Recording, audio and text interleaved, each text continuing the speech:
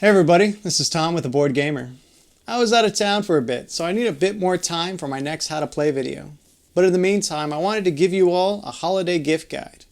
This mini-series will have my top 10 games to pick up on Amazon that I have played and feel confident in recommending for under $25, under $50, and over $50. If you can find these games elsewhere for less, or just want to support your local game store, I encourage you to do so. But I have chosen to use Amazon for these lists since Amazon is widely accessible and because I am an Amazon affiliate. I will provide links to all the games I mentioned, and if you use those affiliate links, it would really help me and of course help this channel. Now, let's get into it. My number 10 pick currently on Amazon for over $50 is Everdell. Everdell is a 1 to 4 player game for ages 13 and up with an average gameplay length of 45 to 90 minutes. Published by Starling Games. The basic overview of Everdell has you sending out workers to gather resources in order to pay the cost of cards to be played in front of you to create your own woodland city. And the player with the most points wins. Everdell is a beautiful and strategic city builder with a cutthroat worker placement mechanic. Although the majority of this game is worker placement, where you collect resources to spend, the real strategy comes when playing cards and buildings in your city. You may only get one action to perform on your turn, but you want your action to create a chain of events that turn a single action into a series of actions. Once you are able to master that, you will excel in future playthroughs. For a full review of this game, click the banner above. Now my number 9 pick is Dinosaur Island. Dinosaur Island is a 1 to 4 player game for ages 8 and up with an average gameplay length of 90 to 120 minutes, published by Pandasaurus Games. In Dinosaur Island, players play through different phases. The first phase has players collecting and or expanding DNA, as well as selecting potential dinosaurs for their parks. The second phase has players searching the market for improvements to their research and development of their parks. And the third phase has players assigning workers to improve their park and research. And finally, the fourth phase has players inviting guests to their parks. Guests will provide money and victory points for the player, and after 2 of the 3 overarching goals are completed, the game will have a final round and the player with the most points wins. I found Dinosaur Island to be a bit heavier of a game, not so much in depth, but in complexity. Once you understand the rules, the game seems a bit simpler than it looks. The different phases and different boards make the game look more complicated than it is, but the overall gameplay is fun and can hold your interest. Although the park building aspect is a bit simple, the threat and security balance act is entertaining and very thematic and reminiscent of Jurassic Park, which I'm sure was intentional. My number 8 pick is Final Girl. To start, I know this one is under $50, but if you enjoy one chapter, you will likely want to pick up another, and then another, which will definitely make it over $50. Plus, you need the core box to play any of the chapters, which is an additional cost. Final Girl is a solo game for ages 14 and up, with an average gameplay length of 20 to 60 minutes, published by Van Ryder Games. In Final Girl, you play as the classic movie trope, the final girl, that must kill the slasher before the slasher kills her. Each feature film box has a unique killer, location, and final girls. You will have different scenarios to play through, but the ultimate goal is to stop the killer using a hand of cards and rolling dice to see if you succeed or fail at those actions. Final Girl was an interesting game for me since I'm not someone who plays solo games very often. I picked this one up out of curiosity and was captivated by it.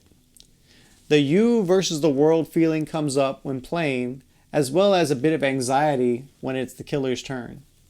The odds are against you, and you will lose a lot. But when you come out on top and stop the killer, no matter how beaten and bruised you are, you will feel so accomplished.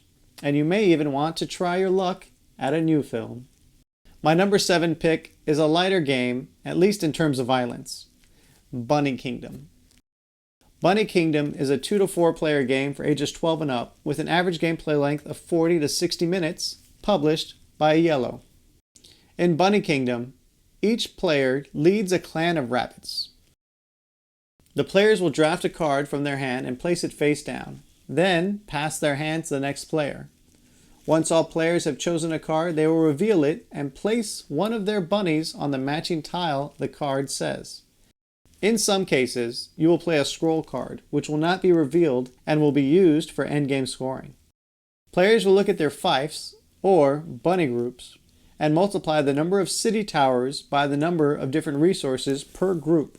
At the end of 4 rounds, players will reveal the scroll cards they have collected, score them, and the player with the most points wins. In this area control / card drafting game, players will have to choose their cards wisely each turn. You can play what you need immediately, or you can play what your opponent needs to keep them from getting too far ahead, or just play a scroll for endgame points. These decisions make every part of Bunny Kingdom engaging. Perhaps the only time it doesn't is when everyone has 1 or 2 cards left in hand, so you end up just playing what is left over. All in all, Bunny Kingdom is cute, fun, and is full with as much strategy as you put in it. For number 6, I have chosen Marvel Legendary. Marvel Legendary is a 1 to 5 player game for ages 14 and up with an average gameplay length of 30 to 60 minutes, published by Upper Deck Entertainment. In Marvel Legendary, players start with a hand of shield agents with coin value and attack value.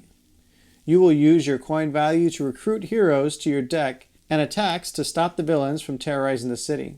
If you let any villains escape, terrible things will happen, so you must defeat those villains as well as the masterminds' many forms before that happens. This is a fun deck builder with familiar faces. This game came out when the MCU was just getting started. Everything in the game is more accurate to the comics than what is now on screen everywhere. This is refreshing in my opinion. There are also expansions with many other heroes and villains out there. The Dark City expansion is my personal favorite. My number 5 pick for games on Amazon over $50 is Eldrich Horror. Eldrich Horror is a 1 to 8 player game for ages 14 and up with an average gameplay length of 2 to 4 hours, published by Fantasy Flight Games. A brief overview for Eldritch Horrors has players acting as globe-trotting investigators, trying to solve mysteries, collect clues, and above all else, prevent an Elder One from awakening and destroying the world. You will use your attributes to roll dice in order to complete tasks, fight monsters, and collect what you need. You will gain and lose health and sanity in the process in hopes to stop this ancient evil. This is probably the longest game that I've ever played. Well, when we were winning, that is. The Cthulhu and other ancient ones are fun theme to play with. I think Eldritch Horror does a good job of mixing and engaging gameplay with the inevitable doom that comes with the theme. And the storytelling, let me tell you, each one of these cards plays out this grand narrative of your adventures. There are a few duplicates, but sometimes people do befall the same misfortunes. If you have the time and the players willing, I recommend checking this game out. Coming in at number 4, we have Champions of Midgard.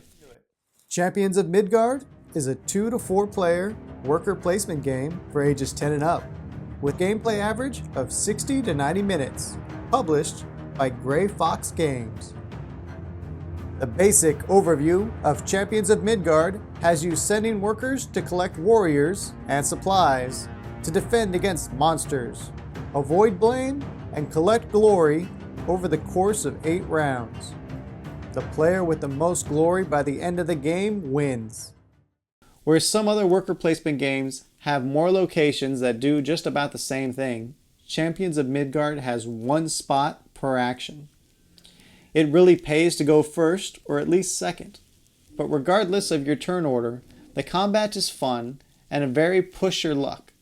This aspect makes rolling dice more of a fun gamble and less of a needless chore. And let's not forget about the blame mechanic. The ability not only to improve your score by getting rid of blame, but to hinder another who has disregarded the troll takes this from an individually focused game to a real interactive multiplayer game, which I think more worker placements should mold themselves after. For a full review, check out the link above. Coming in at my number 3 is Atlantis Rising. Atlantis Rising is a 1 to 7 player game for ages 10 and up, with an average gameplay length of 60 to 120 minutes, published by Elf Creek Games. In Atlantis Rising, players work together, placing meeples to gather resources by rolling a number equal to or higher than the number listed, in order to complete schematics to make the cosmic gate. Each turn, players will draw misfortune cards that will wash away some of the remaining land or hinder your progress in some other way. Each round, the tiles will be flooded, and you will either escape through the gate or all of Atlantis will be lost to the sea. It is nice to have a worker placement like this that has goals that you do not need to face alone, but as a group. But the game can snowball very quickly. You will say, it's okay to lose the edges, and a few more turns will pass and more areas will get flooded. And before you know it, you're trying desperately to finish the gate before you lose it all. The game is cooperative, so you can all join together in the win and comfort each other in defeat. My number 2 is one of my current favorite games, Wild Serengetti. Wild Serengetti is a 1 to 4 player game for ages 14 and up, with an average gameplay length of 45 to 120 minutes, published by Bad Comet. The basic overview for Wild Serengetti has you spending coins to discover and place animals on the map to create scenes that match your scene cards for points. At the end of 6 rounds, the player with the most points wins. Wild Serengetti makes me feel like I'm making one of those nature documentaries. My narrative may not be there, but I am providing a good amount of scenes for an editor to piece together a beautiful show or documentary. Playing on a single map with others, moving the same set of animals around, makes for a fun bit of randomness that can sometimes help, but most times does not.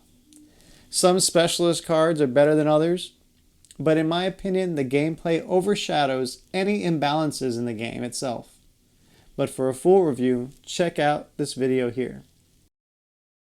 And now, my number 1 pick for games on Amazon over $50 is another one of my favorites, Iki.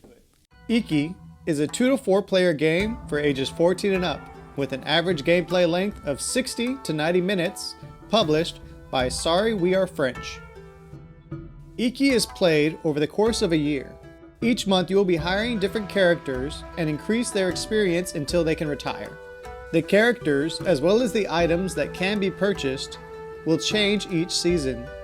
Avoid fire and have enough rice to pay your characters, and you will be able to collect many bonuses, and the player with the most Iki points at the end of the game wins. Iki is an interesting game that takes you through a year in Edo period Japan. Each season new artisans are available to hire, and whether you or your opponent uses their services, they gain experience so they can then retire. This cycling through artisans makes the game constantly change and grow. But you need to be careful. A fire can break out and ruin your progress, especially if you do not stay on top of your firefighting ability. On the plus side, that is not the only way to score points. You can also buy fish, tobacco, and build buildings. Either way you choose to play, you are sure to have fun. And for a full review, check out this video. That concludes my top 10 over $50 on Amazon. Remember, if you would like to find these games on Amazon and wish to support the channel as well, you can click the affiliate links for any and all of these games in the description below. Also, if you enjoy this type of content, please let me know in the comments. And be sure and keep an eye out for the other videos in this mini-series. Until next time, thanks for watching. Thanks for watching. Please like, subscribe, and ring the bell to get notified about new videos. If you're bored now, click this for more games.